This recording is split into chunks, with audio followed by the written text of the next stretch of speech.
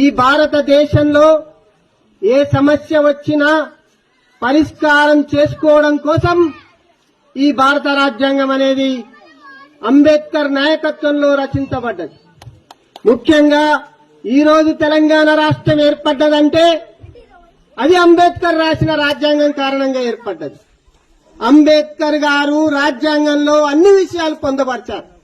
ముఖ్యంగా ఈ దేశంలో అణగారిన వర్గాలుగా ఉన్న వాళ్ళని అభివృద్ధి చేయాలనేది కూడా భారత రాజ్యాంగంలో రాశారు.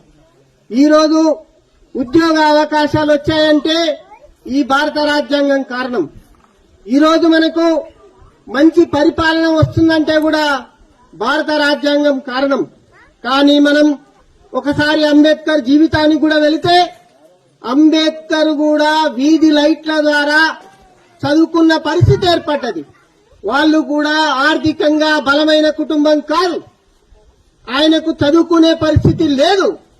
కనీసం మన తండ్రులను తాతలను అడిగితే చెప్తారు, పూర్వకాలంలో విద్యుత్తు లేనప్పుడు నూనె దీపాలు లేకపోతే ఆందం దీపాలు ఉండేవి.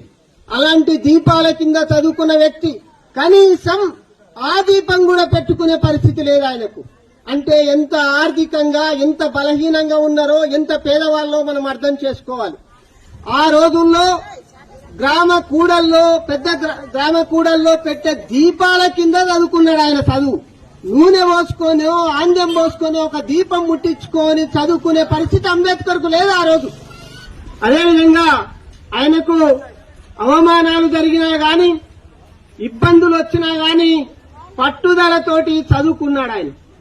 అదేవిధంగా ఆయనకు కొన్ని సహకారాలు రావడం, ఆయన లండన్ వెళ్లి బారిస్టర్ చేశారు. చివరికి భారత రాజ్యాంగంలో ప్రధానమైన అంబేద్కర్ గారు లా విద్య చదివాడు, అంటే న్యాయవాద విద్య